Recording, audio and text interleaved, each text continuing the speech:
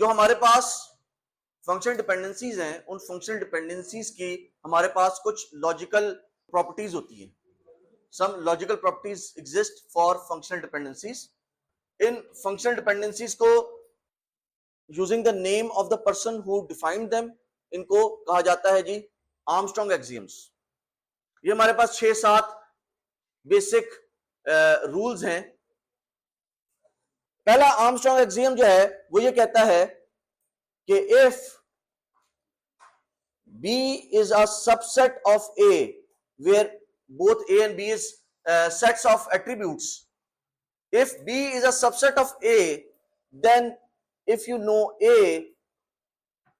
you can find out B. अगर A और B दो sets of attributes हैं such that B is a subset of A, तो अगर आपको A की वैल्यू बता दूं तो आप B की वैल्यू निकाल सकते हैं. This is called rule of reflexivity. इसकी बेस फॉर्म क्या है? A gives A. आपको जो बताया गया वही आपसे वापस मांग लिया जाए. फॉर एग्जांपल मैं आपसे कहता हूं जी मुझे एक यूनिवर्सिटी का डेटाबेस है, उस यूनिवर्सिटी के डेटाबेस के अंदर नेम मालूम है, मुझे स्टूडेंट की एज मालूम है और मुझे स्टूडेंट का एड्रेस मालूम है. तो क्या आप मुझे स्टूडेंट की एज बता सकते हैं? ठीक है, जो चीज बताई जाए वही चीज उस या उसका कुछ पोर्शन आपसे वापस मांग लिया जाए. So this is the rule of reflexivity.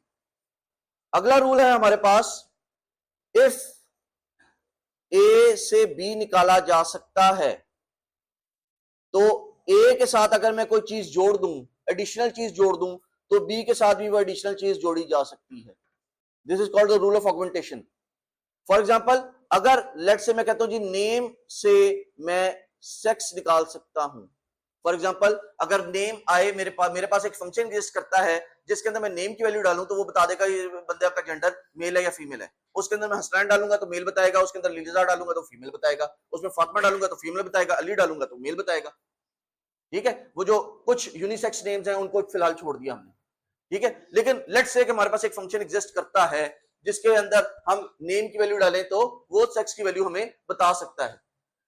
क्या आप एक नया फंक्शन बना सकते हैं जिसके अंदर नेम की इनपुट मिले और एज की इनपुट मिले और आपका फंक्शन जो है वो सेक्स और एज रिटर्न कर सके? क्या ये बना सकते हैं कि आपके पास एक फंक्शन एग्जिस्ट करता है जिसमें नेम की वैल्यू डालें तो सेक्स की वैल्यू मिलती है? अगर मैं क्या आप एक नया फंक्शन बना सकते हैं जिसमें मैं दो इनपुट्स दूं, नेम और एज की इनपुट दूं, तो वो मुझे सेक्स और एज रिटर्न कर दे? ठीक है, this is called the rule of augmentation. क्या आप दोनों साइडों पे सेम चीज ऐड कर सकते हैं, उससे आपके सिस्टम पे कोई फर्क नहीं पड़ेगा, आपकी फंक्शनल डिपेंडेंसी पे कोई फर्क नहीं पड़ेगा. तीसरा रूल, तीसरा एक्सियम कहता है if A defines B and B defines C then A can define C. ठीक है, this is called the rule of ट्रांसिटिविटी.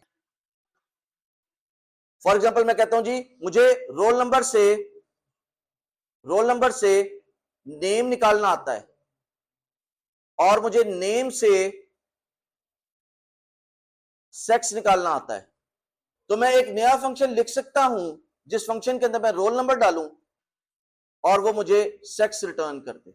बेशक वो इंटरनली इन्हीं दोनों फंक्शंस को कॉल करो कि रोल नंबर से पहले नेम निकाले और नेम से अंदर सेक्स निकाल के दिखाए. ठीक है, लेकिन मैं एक नया फंक्शन बना सकता हूं जिसमें मैं रोल नंबर की वैल्यू इंटर करूं और मुझे वो सेक्स की वैल्यू रिटर्न कर दे. अगला रूल है वो कहता है if A gives me B and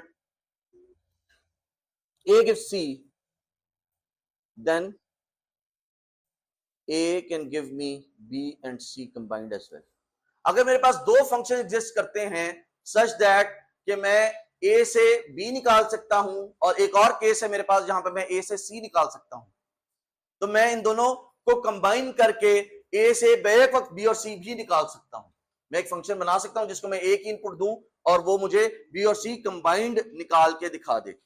for example मैं कहता हूं जी रोल नंबर से मैं नेम निकाल सकता हूं और लेट से मेरे पास एक और फंक्शन है जिसमें मैं रोल नंबर से एड्रेस निकाल सकता हूं, तो मैं इन दोनों को कंबाइन करके एक नया फंक्शन बना सकता हूं जिसके अंदर मैं रोल नंबर प्रोवाइड करूं और मुझे नेम और एड्रेस दोनों मिल जाएं. ठीक है, मुझे नेम और एड्रेस दोनों मिल जाए। This is called the rule of union. This is called the rule of union. उसके बाद अगला है, if a gives me b and x gives me y, then ax can give me by।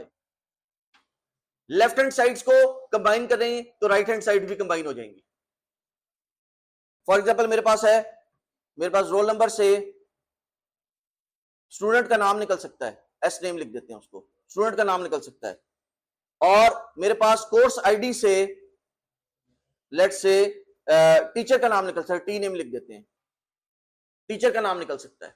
So I can combine these two together such that मैं आपको student का roll number बताऊं और course की आईडी बताऊं तो आप मुझे स्टूडेंट का नाम भी बता सकते हैं और वो कोर्स जो टीचर पढ़ा रहा है उस टीचर का नाम भी बता सकते हैं। This is called the rule of composition. This is called the rule of composition.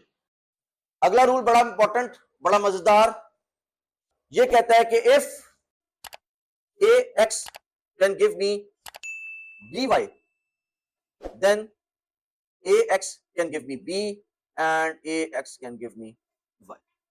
अगर मुझे एक फंक्शनल डिपेंडेंसी मेरी कोई ऐसी एग्जिस्ट करती है जिसमें मैं कुछ कॉम्बिनेशन ऑफ एट्रीब्यूट्स से कुछ और कॉम्बिनेशन ऑफ एट्रीब्यूट्स निकाल सकता हूं, तो मैं उन जो राइट हैंड साइड के कॉम्बिनेशन ऑफ एट्रीब्यूट्स है उनको अलग-अलग भी ले सकता हूं। मैं लेफ्ट हैंड साइड को नहीं तोड़ सकता, राइट हैंड साइड को मैं खोल सकता हूं। मैं राइट हैंड साइड को खोल सकता हूं, लेफ्ट हैंड साइड को मैं नहीं खोल सकता। ठीक है, this is called the rule of decomposition. Decomposition याद रखिए, रूल ऑफ डीकंपोजिशन जो है वो रिवर्स ऑफ यूनियन है। It is not the reverse of composition. वो रूल 4 का रिवर्स है। It is reverse of union. ये यूनियन के रूल का रिवर्स है, जहां पे लेफ्ट हैंड साइड सेम थी और उसके अगेंस्ट आपने राइट हैंड साइड को कंबाइन कर दिया था। यहां पे आप राइट हैंड साइड को खोल रहे हैं, लेफ्ट हैंड साइड को आप नहीं छेड़ रहे। मैं इसलिए बार बार ये रिपीट कर रहा हूं क्योंकि आप लोग जिस वक्त इसको अप्लाई कर रहे होते हैं तो अक्सर आप लेफ्ट हैंड साइड को खोल देते हैं। लेफ्ट हैंड साइड नहीं अलग हो सकती। ठीक है, इन रूल्स में अभी तक जो हमने केस देखा है उसके लिए कोई और हमें लॉजिक लगानी पड़ेगी अगर हमें लेफ्ट हैंड साइड को खोलना है। लेट्स से मेरे पास एक फंक्शन है जिसके अंदर मैं रोल नंबर डालता हूं तो मेरे पास नेम और एड्रेस आ जाता है। तो मैं दो अलग-अलग नए फंक्शन भी बना सकता हूं कि जी रोल नंबर डालो तो नेम मिल जाए, रोल नंबर डालो तो एड्रेस मिल जाए। यानी कि मेरे पास ये चीज एग्जिस्ट करती है।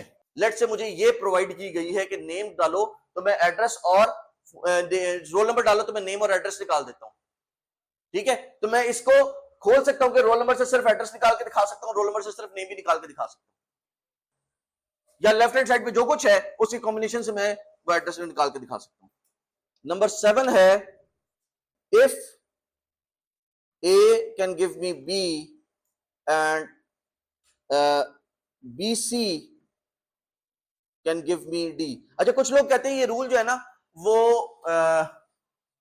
ऊपर वाले रूल्स का कॉम्बिनेशन है। कुछ लोग इसको नया रूल मानते हैं, कुछ लोग इसको नया रूल नहीं मानते। ठीक है, ये ट्रांसटिविटी रूल से ही डिराइव हो रहा है।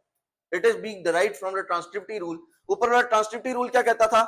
ट्रांसटिविटी रूल कहता था अगर ए से बी निकाला जा सकता है और बी से सी निकाला जा सकता है तो जहां पे बी है उसकी जगह पे ए रिप्लेस किया जा सकता है।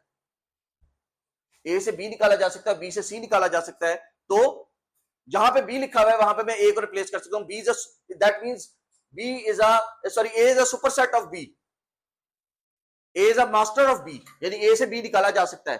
तो जो काम बी कर सकता है वो ए भी कर सकता था क्योंकि ए से बी निकाला जा सकता है, इसीलिए ए ने सी निकाल के दिखाया था।